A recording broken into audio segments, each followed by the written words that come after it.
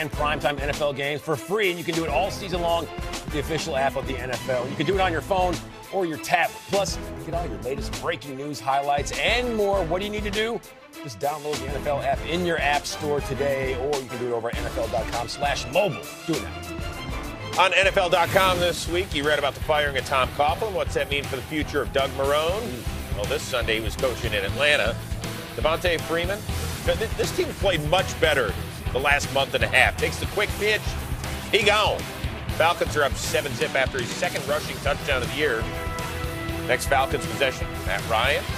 Another 300-yard game for him. Freeman had 127 total yards. Couple of scores. It's 14-0. Let's celebrate. Yeah, Prime, I'm sure you're watching. Why are you playing with my emotions? Is what he probably said. As for Julio, another record-setting day for him. Passes the Hall of Famer. The playmaker, Michael Irvin, 27th place all-time receiving list. Also had his 6th straight 1,200-yard receiving season. That guy's just a beast. Third quarter, on this one, 32-yard gain. The youngest player, at least in terms of games played, 12,000 career receiving yards, 125 career games. Second closest, Jerry Rice. 17 fewer games than Rice to get to that mark. Fourth quarter, Gardner Minshew looking for DJ Chark, but it's Bleedy Ray Wilson. And guess who has won 5 of 7? Not those guys. Yeah, those guys. You should celebrate. Well done. They get their 6th win of the year. The losing Lions out in Colorado, Matt Patricia, we were told by the Ford family he is A-OK for 2020, but they must improve. They really didn't today. Drew Lock fakes the handoff. Pitches it to Deshaun Hamilton. I like that. That was kind of nifty. Broncos take a 2017 lead. Then it's Phillip Lindsay. Had one of his best games of the year. 19 carries, $107. Lions have lost 8 in a row for the first time since 2012.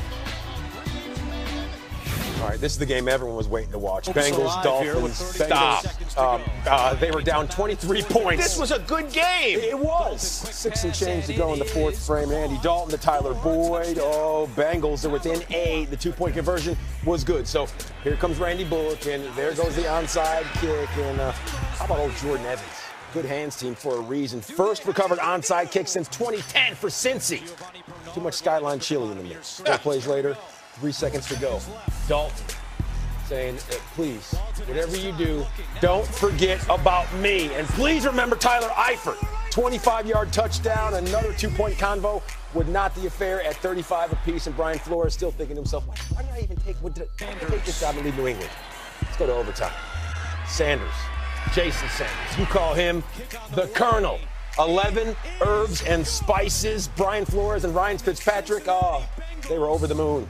Dolphins, they get to win in this one 38-35. So that means that Cincinnati. Yeah. Well, can you say that they clinched the number 1 overall pick? They win the number 1 overall pick. Clinching scenarios are usually good. Maybe you should say that the Bengals stepped into that number 1 overall draft pick. And the Redskins, they'll be at number 2. The Lions, Giants, Dolphins, of course, in descending order. And with that, we welcome those of you that are just joining us here on Game Day Highlights, presented by CDW. That's Cole Wright. I am Chris Rose. So we are talking about clinching scenarios. We actually had one in the NFC East. Yes, it's the division that seemingly nobody wanted to win this year. But Dallas could get one with a W in Philly.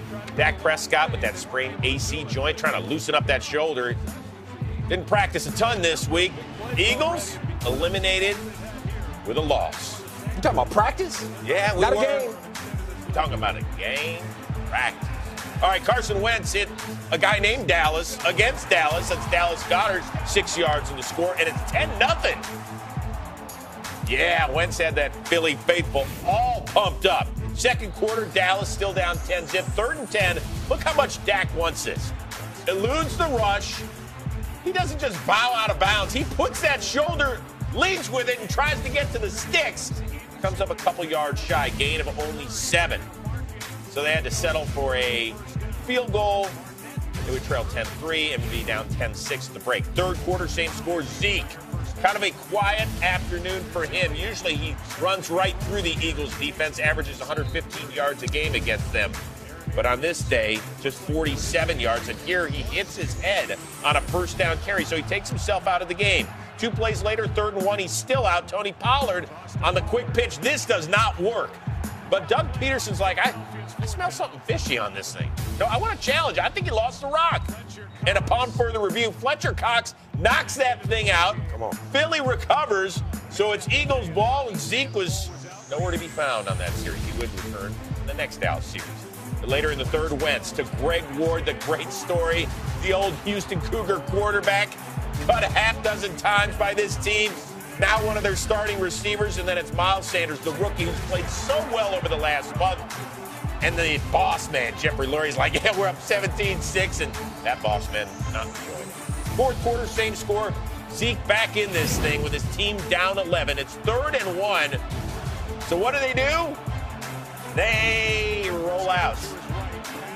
Amari Cooper, pretty much a no-show on this day. Jason Garrett decides to punt team with 14 and change. Next Dallas possession, 4th and 9. They're going to go for it, sniffing midfield. Dak to, look at the catch by Randall Cobb. That's a game saver for Dallas, so the drive continues, and 3 plays later on 3rd and 4, Prescott looking for Michael Gallup. Nah, so they had to settle for a 3rd field goal, and boss man's like, all right, so we're down 8, that's still just a score. All right, ensuing Eagles possession. Wentz, stripped by Robert Quinn, medicine man. But Wentz would recover and be forced to punt. So, Dak, he's got a shot with under 4 to go. And it's Cobb again for a pitch and catch of 21. Gets that close to midfield. 2 plays later, Prescott and Cobb. That's the law firm of Prescott and Cobb. They charge by the hour. That's another gain of 18 to the Eagle 36. Now 4th and 8. Prescott looking for Michael Gallup in the end zone and can't make the play. Sidney Jones knocked it away. Look at the effort there. Sidney Jones can jump, huh? He can. He definitely can. And that's about it for Jerry. But you know what? If you stop him, you can get the ball back, but they do not. That's Miles Sanders breaking through. Yeah, he just stays inbounds. Smart job, rookie. Eagles, they didn't win the East yet, but they are in control because, as you can see, if the Eagles win next week at the Giants or Dallas loses at home against Washington, Philly, NFC East champs. Dallas still alive, but disappointed after Sunday. Extremely disappointing, to say the least. Philadelphia obviously gets the leg up now. We are very disappointed when you get yourself technically in a spot to kind of come into a Philadelphia team that's got the players they've got, even though they had missing a lot of them.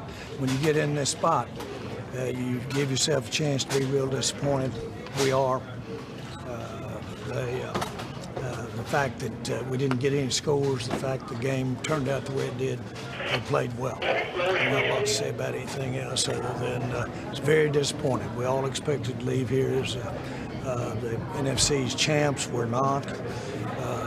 We just go to Washington, but this is we let them really get in, do the things they played well. Wentz played well, as you all can assess for yourself. All right, Pearl Jam, Sir Mix-a-Lot, Nirvana, and Russell Wilson, all synonymous with making sweet music and all fixtures in the Emerald City of Seattle. But the biggest difference, Eddie Vedder, Chris Novoselic, and Mr. A Lot may not be who you want under center versus a rookie quarterback. Russell, on the other hand, well, he's the perfect candidate. The former Super Bowl champ and unblemished 6-0 at the dojo when he takes on play callers who are in Kinesiology 310 or the college football playoff in 2018. So plain and simple, Kyler Murray, a good luck. The Seahawks, they have the highest win percentage with a point differential below 30 since 1950 when Pete Carroll was 43, right? No, we stopped. Oldest coach in the National Football League. First quarter, Cardinals ball. Kenyon Drake, remember what he did last week? Yeah, he was balling. He would do more of the same, picking up where he left off and picking him up and putting it down when it comes to those feet. The hoofs, they're strong, 80 yards to the house, and that would square things up just like that on Drake's longest touchdown of his career in Seattle. They were in disbelief from the very early going. Second stanza, Cardinals ball, 2nd and 7 at the Seattle 21. Kyler Murray to the man who keeps putting Father Time in the rearview mirror on a daily basis. Who is it? It's Larry Fitzgerald. Just like that, 21 yards, making things happen, and it's a 14-7 game. And the Cardinals, they were up 17-7 at intermission. So let's fast forward to the third. Kyler, what's he doing? What he usually does, scrambling, like Randall with his, a gain of 4, but he would come up short of that first down. He's a little upset there because Murray injured on the play, so that would mean that Brett Hundley, former UCLA play caller, would come in, and Cardinals, they kicked the field goal. They were up 20-7. Cardinals moving. Brett Hundley dropping back. Brett Hundley going down. That's Kalen Reed and Bradley McDougald getting the better of him. Reed feeling it, and then later on, Rasheem Green getting the block on that kick. Marquise Blair. These are just the facts of life, Blair. Going all the other way to the Cardinals 16. So the Seahawks, they're feeling the flow. So you're saying they take the good and they take the bad? Yeah, the facts of life. You Tootie or Blair guy?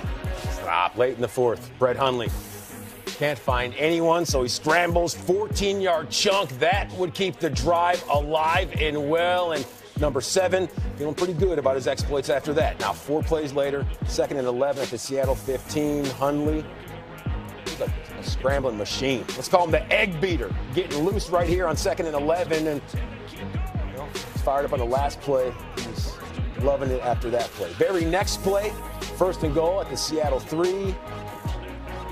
Not a rapper, not a singer. I don't know how many turtlenecks he has, but it's Drake. Cardinals with the 27-13 win. Seahawks, they allowed 253 rushing yards. Pete Carroll, can't believe it. That's the most since 2010. So the first loss at home to a rookie quarterback for Russell Wilson. Now here's how everything's shaking out over there in the NFC West. The 49ers are 12-3, and they can wrap things up in the division and home field with a win versus Seattle in that game. As we know, that was flexed to Sunday Night Football. And for Seattle, they can lock things up divisionally with a win versus San Francisco. Hey, great time of year to hang with the relatives. And for the first time ever, Le'Veon Bell got to face his first NFL family. Steelers came to town with the playoffs just 2 Pittsburgh wins away. So would Bell get any extra satisfaction from derailing those postseason hopes? Well, Bell said he always gives max effort each and every game. But, quote, if I get an extra squeeze, I'll try. Certainly busted out the troll game wearing the Steelers colors to the game. That's nice touch. Nice. Either that or he just won stage 6 of the Tour de France. Devlin Hodges, 4 picks last week in that loss against Buffalo, and he was back at it again Sunday. Hodges looking for Juju Smith-Schuster, who's back in the lineup, picked by Terrell Basham. Hodges' 7th pick this year led to a Jets field goal. Now up 10-zip. How many cliches can I fit into this one? That's a wounded duck, and off by Marcus May. Call it Mayday, Mayday. Hodges, have a seat. Cue Mason Rudolph. Welcome back. So look at this fan. I'm taking my duck head and my 6 jersey off. I'm putting on number 2. And what time of year, since it's Mason Rudolph, I'm putting on my Rudolph. This guy came prepared. Like, he knew his guy was going to get ready when you stay ready, Chris. Unbelievable. So with 9 ticks left in the half, after a T.J. Watt forced fumble by Sam Darnold, Rudolph hits Deontay Johnson. We are tied at 10. There's those terrible towels on the road. Third quarter, the Steelers down 3. Keep your eye on the Pro Bowl center, Marquise Pouncey, on this run by Benny Snell. Trying to pull out wide, falls to the turf. He attempted to get up on his own, really couldn't, so they needed to cart him off the field. Now, usually we don't make a big deal about this, but remember, this is the center. So here comes the 4th-year man, B.J. Finney. His first snap, and we got a stumble, and Rudolph tries to get up and gets pounded. Lands on his non-throwing shoulder. So you know what that means?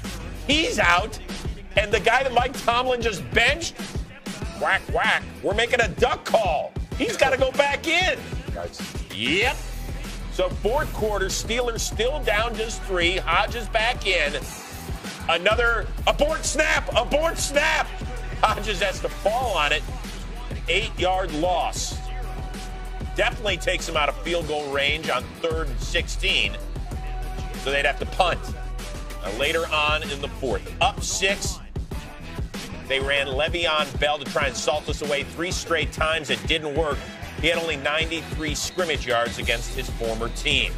So guess who's got that chance? Devlin Hodges. Do you have it in you, sir? Under a minute to go, down 6. It's 3rd and 7. Hodges looking for James Washington. These two have been so good on the deep stuff this year, but it doesn't work as Marcus May knocks it away. Going left hand and a beauty. So now 4th and 7. One more shot. And look what happens. Mike Tomlin doesn't even want to watch. It's another bad snap. Hodges picks it up, looking for Juju Smith-Schuster, who got his hands on it, but it doesn't work. Hines Ward, the former Steeler great and Jets offensive assistant, is excited. He said he wanted that. Yeah, Mike Tomlin, not so pumped. Like we talked about, you take care of the ball, or we got decisions to make, and Duck didn't take care of the ball early, so we made a decision. Will that continue moving forward if you don't feel like somebody's getting it? You know, Mason's health is an element of the equation now, so stay tuned.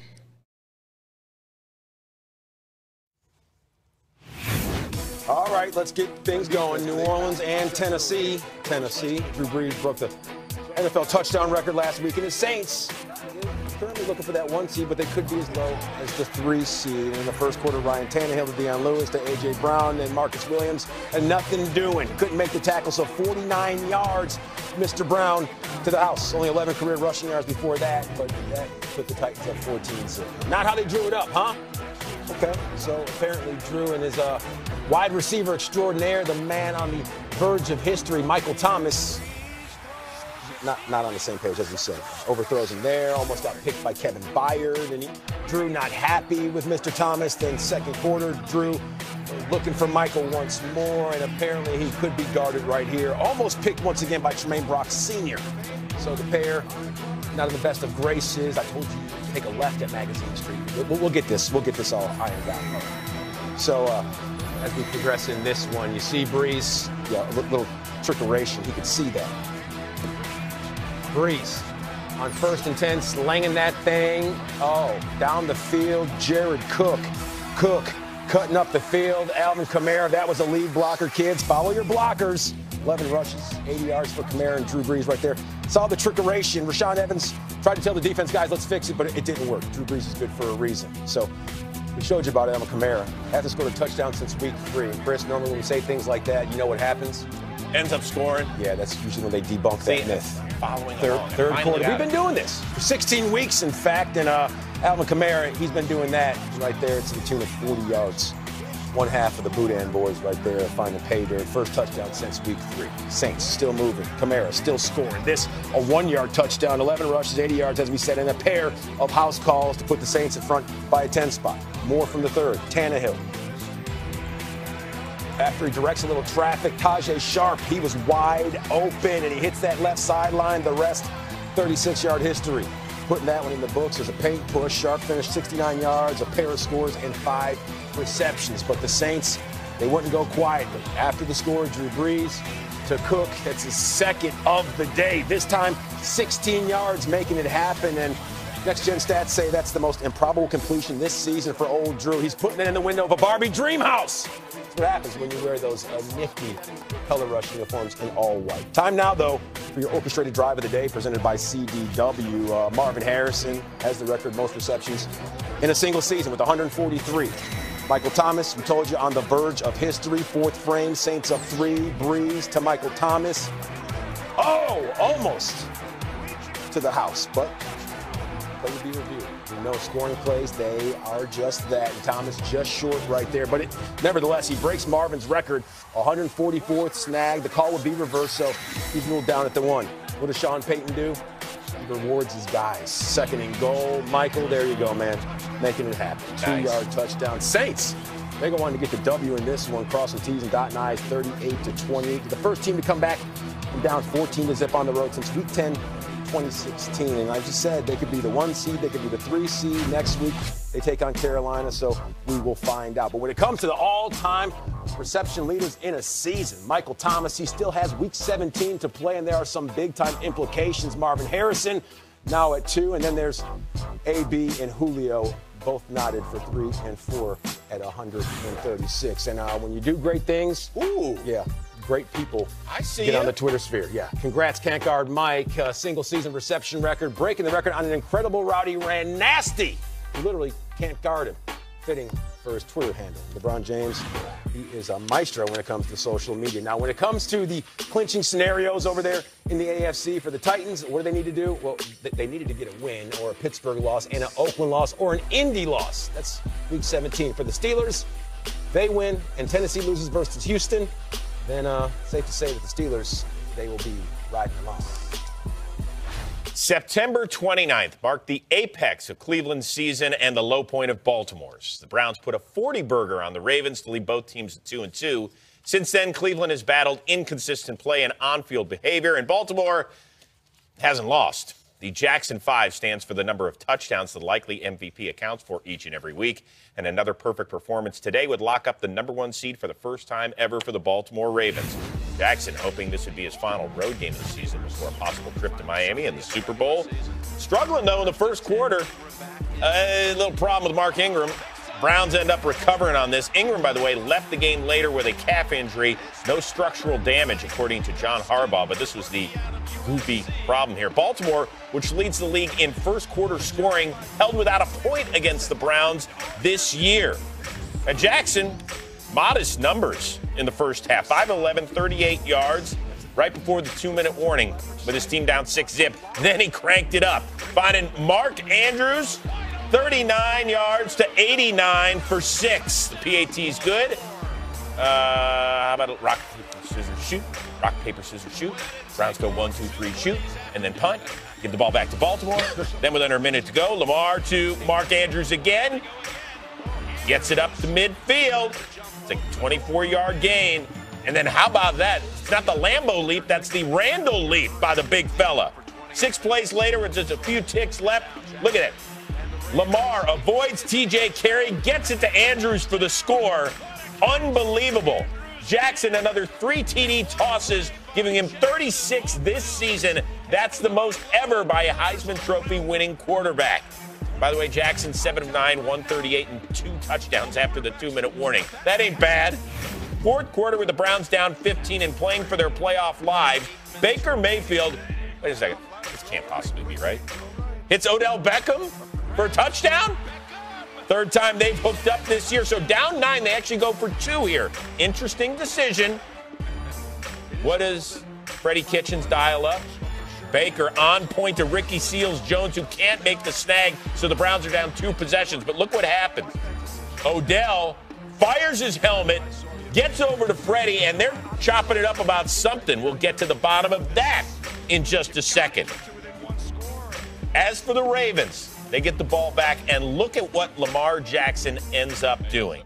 With his team up 9, it was the 8th time this year the Ravens topped 200 yards rushing. The move on Sione Takitaki, that's a fakey, and a great move. Another 100-yard effort for Jackson, 17 carries, a $103. And I mentioned that Baltimore rush game, the rookie Justice Hill. Man, oh man. Gets in from 18 yards out for the Browns, make it 17 years and counting without the postseason. That's the longest drought going in the NFL. As for the Ravens, they tie a record for most wins in a season with 13, and their coach heaping praise on the QB. How many interceptions did he have for the season? 6, 36 to 6. Man, what more do you need to say? It's amazing. It's tremendous. It's one of the best. Yeah. Should I say it? Huh? Marshall? It's not bad for a running back. We good? That's a drop the mic. Get out of here. Yeah.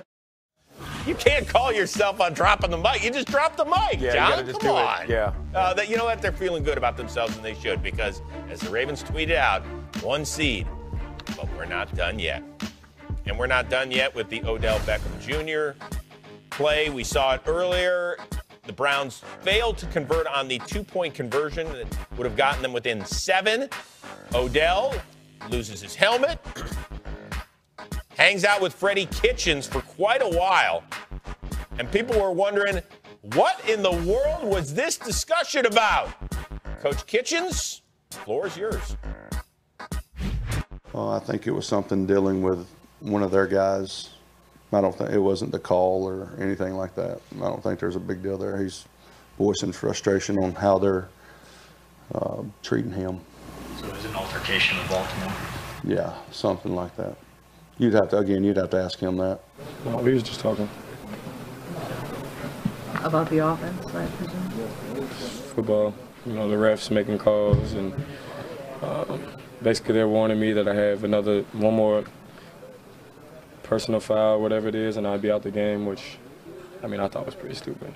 That I got a personal foul for a celebration that I've done all year when it's not like a player was in front of me or anybody. It was like very unintentional. But it is what it is. All right, now last season for the Silver and Black Oakland Raiders, good pass rushers are hard to find, man. Well, that was the phrase that hung over the underachieving season from front to back. Fast forward to today, and quality wins, they're hard to find. That could be the new phrase that pays for John Gruden and the fellas, and loses a 4 straight. Oakland staring down the barrel of elimination, Week 16. A win, and they still have a heartbeat. A loss, and it's Viva Las Vegas. So let's get down to business because the Silver and Black, they had some business to take care of. And as we said, they've allowed the most points per game in the league. So first quarter, no score. Hunter Renfrow, welcome back, and he's going house hunting. It's a Sunday. Might have time to stop at one of the big box stores. He might not have enough time, but he did have time for that score. 7-0, and had that rib injury that kept him out for 3 games. Second quarter, after a little powwow on the sideline, DC rolling right, Jalen Richard, a 10-yard piece of real estate. Carr, he's a fan, and why not? Because 5 plays later, Raiders on 3rd and 1.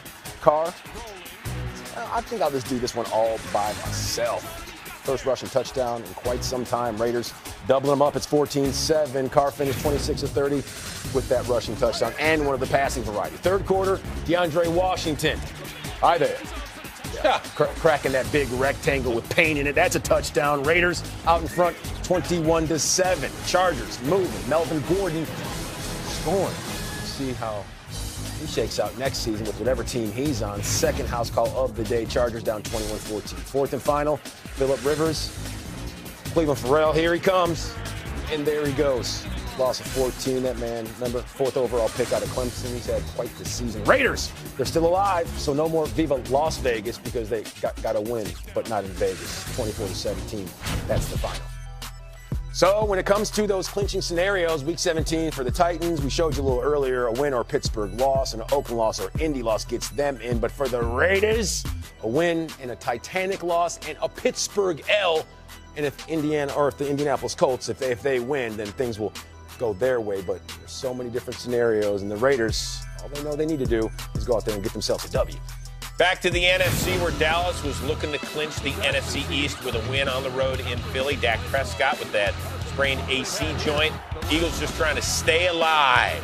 They're up 3-0 in the first, and Carson Wentz, boy, did he have a good game. 31 of 40 for 319. His leading receiver was a guy named Dallas against Dallas, as in Goddard. 5th touchdown catch of the year and a 10-0 lead. Third quarter, it's 10-6. Wentz looking for maybe the best story in the NFL. Greg Ward, the former Houston Cougars quarterback who's been cut a half dozen times, gets the pitch and catch for 38. Then 5 plays later, it's Miles Sanders. The rookie has been special the last month. Jeffrey Lurie, the owner's loving it. His team's up 11. The other boss man ain't too happy. Fourth quarter, Dallas down a score, 4th and 8. Dak Prescott looking for Michael Gallup. Had a chance, but Sidney Jones knocks it away. So the Eagles take over on downs. That's textbook, folks. Jerry's about had enough. I got to go to my press conference. Eagles ensuing possession. Look at Sanders on 3rd and 2. Dallas had a chance to get the ball back if they could stop him. They couldn't. Sanders, 156 total yards. Eagles win. They don't take the division, but they will with a win at the Meadowlands next week. That's right. You can't count out the Eagles. I mean, obviously, yeah, you don't want it to come down to the month of December. I mean, but you'd like to play a little better, September, October, and November. But I just think the guys, this is the team that when their back's against the wall, I mean, they come out swinging and fighting and whatever it takes. You know, sometimes it's not pretty, and it doesn't have to be. You know, and just put some plays together, score more points than our opponent, hold our opponents down, and you know, just play great team football. And if we don't beat ourselves, we give ourselves a chance, and that was what happened tonight. Unfortunately, we didn't get the job done, and we all have to own it. I have to own it. The coaching staff has to own it. All the players and staff members have to own it and give the Eagles credit. And now we have to go forward. Unfortunately, we don't control our destiny anymore, but we do control our opportunity next week against Washington. So we'll get back in there. We'll clean up this game. We'll get our eyes forward. We'll try to do our part and finish up the season the right way. So Dallas needs a win and an Eagles loss at the Giants in order to clinch the NFC East. If not, it'll be Philly's game. As you can see, 5 of the 6 spots on the dance card have already been reserved. We have no idea about the order, so that's going to be a whole lot of fun in Week 17. Time to chop it up with our Hall of Famer, primetime Deion Sanders, who's in studio with us this week. All right, Prime, before we get to the Cowboys side of this, can we give Philadelphia some credit? They've got 10 guys on the injured list. They were missing the likes of Lane Johnson and Jordan Howard today and Nelson Aguilar as well. Carson Wentz, right? Let's give him some credit here. First of all, you want me to waste some valuable time on a Sunday, beautiful afternoon, talking about 2 7-7 football teams. See, I'm already mad and upset and appalled because we got a plethora of teams that's really balling. And we talking about these two, and you talking about the Cowboys, who's losing to a team that had the whole darn squad on injury reserve, even the mascot. I don't even know if the Eagles' helmet was not on injury reserve. Was it able to play? And they still found a way to lose. See, the difference between you guys and I know, I'm not about to blame the coaches.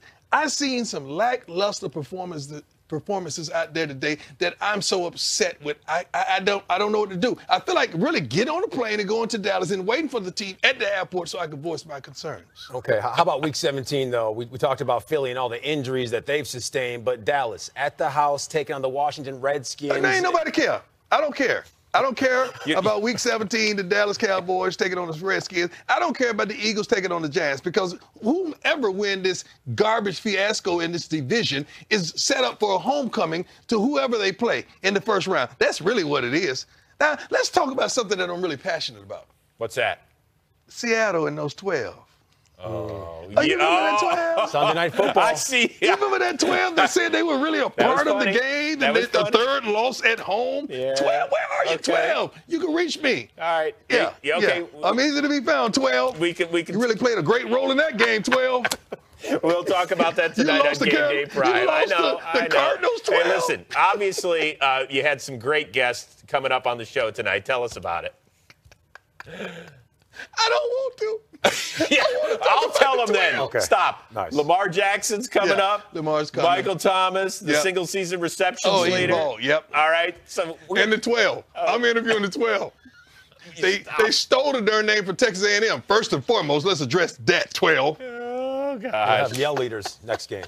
Unbelievable. All right. It's good. All right. You want to catch these guys.